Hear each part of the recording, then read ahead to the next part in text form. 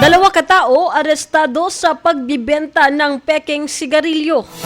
Ang buong detalye ng balita nagbabalik si Jay Alfaro. Bicol Network News Report!